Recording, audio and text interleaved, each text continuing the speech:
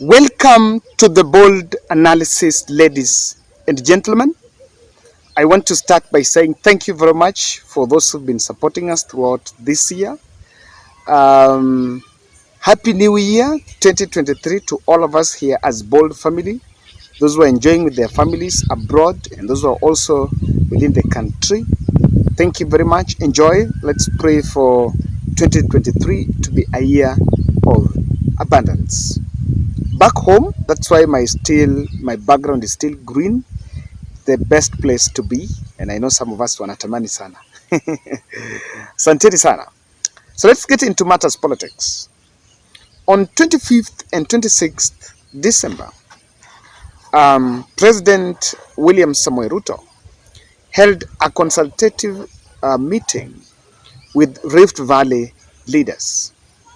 And I analyzed to you guys about a host of demands, a couple of demands that the Kipsigis community within the Rift Valley area decided to put before President William Ruto.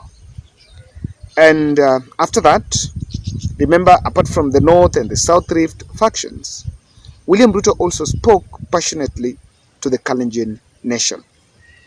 And there is something he said that did not go well with Jubilee Secretary General Jeremiah Kioni. President Ruto revived attacks on former President Uhuru Kenyatta, and he seems to be saying that despite the fact that Uhuru Kenyatta, there was that fallout with Uhuru Kenyatta, he still rose to the presidency. And while also apportioning blames to people who had worked with former President Uhuru Kenyatta, William Ruto is also mocking Uhuru by saying that, look here, even though Uhuru did not want him to become the president, he became the president. So, in what I've been seeing in that meeting, I think one of the MPs leaked out to the media, and Jeremiah Kioni has also come out defending Uhuru Kenyatta and is telling President Ruto that focus on delivering your promises to the Kenyan people and should not spend more time talking about Uhuru Muigai Kenyatta. For some time, I think President Ruto had avoided speaking about Uhuru Kenyatta in public, maybe even if it was behind closed doors. And that line of attack was left for one man, Rigathi Gachagua. Jeremiah Kioni is also saying the second word,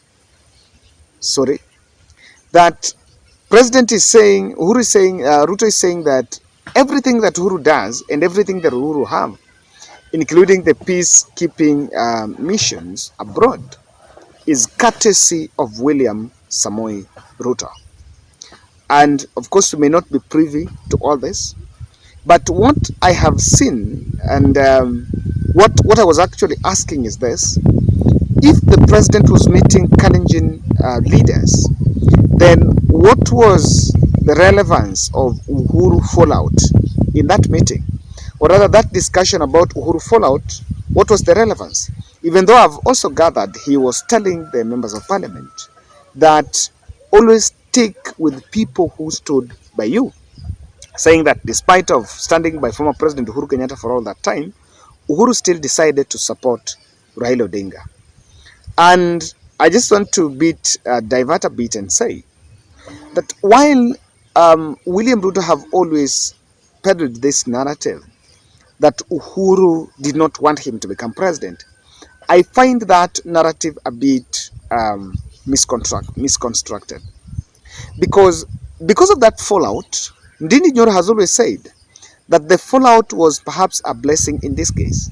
And so, that fallout, no one knows what exactly happened. No one knows. What we've only been treated are sideshows. And it's normally, the fallout is a dossier that is dropping bit by bit. When Charles Katera was leaving cabinet in February to go and seek the gubernatorial race, to join the gubernatorial race in Kericho, he was interviewed and said that the fallout between Uhuru and Ruto could have happened even without the handshake, even without Raila Odinga.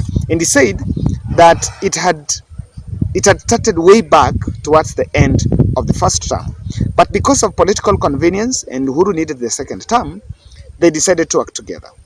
So what I don't understand is why William Ruto is actually pulling that, because you many might expect that the discussion will be centered around the Rift Valley and things that development projects in the region.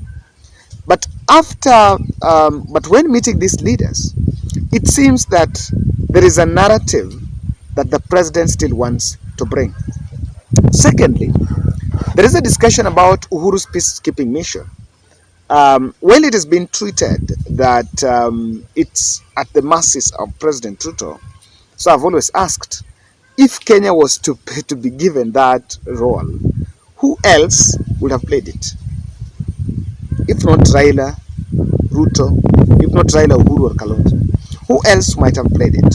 And secondly, these projects Uhuru started in his capacity as was appointed by the EAC even before this election. Could be that even if Raila was to become president, Uhuru could still maintain those positions. Being that, is it an appointee of President William Ruto? That's the question. It's not. That position is not, he's not an appointee of William Ruto. However, I acknowledge that President William Ruto is a facilitator. Maybe is supporting the secretariat and everything. So everything that Uhuru then is supposed to get, apart from what will be personal business interests that might be protected, and that's why he might need William Ruto. But any other thing, even if it is his pension, I think it's in the constitution. So the politics of favor now, that he seems to be saying that he's favoring Uhuru Kenyatta, and the narrative of favor has started now being hawked around, even by the way the formation of the office of opposition leader was being handled. It's being created as if there seems to be a favor. So, ladies and gentlemen, I want to just narrow down my reasoning to three things on why his relationship, or rather that fallout with Uhuru Kenyatta, why he's trying to, what exactly he's trying to sell to the Rift Valley MPs, and what does it portray. From this, you can actually see that William Ruto is facing a hot rebellion from the region. And I don't want to call it a rebellion, but it's a bit of resistance, because things are now coming over and are settling down, that they are not comfortable with what so far they've got. Let me tell you, do you understand that some of the people that were so vocal on William Ruto's side, on even at campaign trail, went quiet? The Caleb Kositans and the Oscar Sudis and that group. So that group seems to have gone down, and they were a bit uncomfortable. And so he was sending this message to them, that just like my fallout with Uhuru Kenyatta, I still made it. So you should never, in fact, he was saying there that you should never betray your campaigners or people who campaigned for you. So he's also sending a message to the members of parliament and the legislators from the Rift, that while things might not be comfortable, but the big boys have always believed that the small people around, the governors, MCAs, and senators, are having those positions because of the presidential euphoria. You should not abandon. So he's trying to contain a bit of what will be an internal rebellion from the Rift Valley.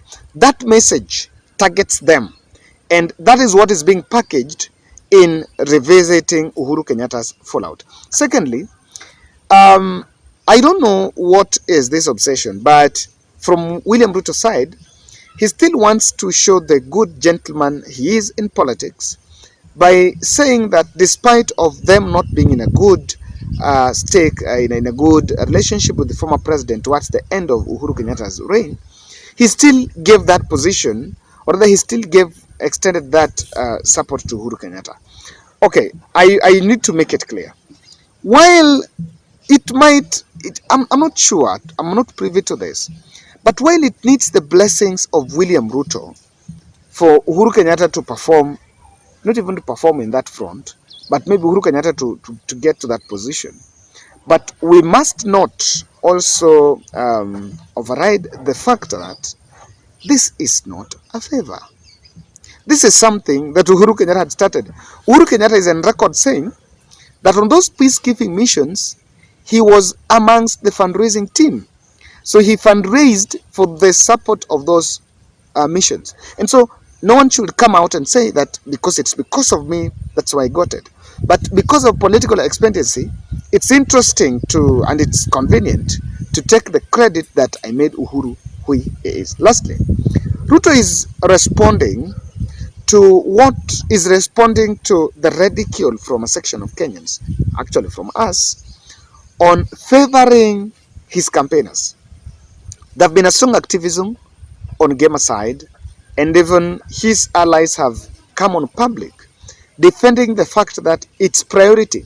I think it was Samson Cherugei who has just said today that those who campaigned for William Ruto are going to get the priority. There's no problem. I think that's what the natural law dictates, that William Ruto amesimama na wewe, huyo ndio unamsupport. Even though on management of a country, governance of a country, it works against the dictates of equity. It works against the dictates of mainstreaming development, unity, and making sure that there is no discrimination. While it's politically, naturally right to serve people who have supported with you, actually, it's even in a family setup or in even a place of work, those who have been loyal are normally rewarded. There's no problem to award loyalists. But in a country, it must be done in a way that it doesn't show discrimination. So what I'm seeing here is Ruto is trying to defend that move. And of course, it's for politics to show Mount Kenya that, look here, I'm not the one, I'm not worried about it, and you deserve what you take. This, to me, is what has been the voice of Rigathi Gachagua. Ladies and gentlemen, that's my take. You can also get to a comment section and tell me, why do you think President Ruto is revisiting the fallout with Uhuru Muigai Kenyatta?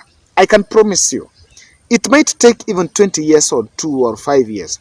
At one point, we'll understand what exactly happens. If any of those parties accepts, whether Uhuru Kenyatta has an interview and tells us, or William Ruto, will really be taken through what exactly happened. So that's my stake. That's my statement on this. I want to urge you, kindly subscribe to our channel, and also let's support others during this festive season. Support someone. Kama unajua mtu wako mahali need some support, yes, make sure we support others.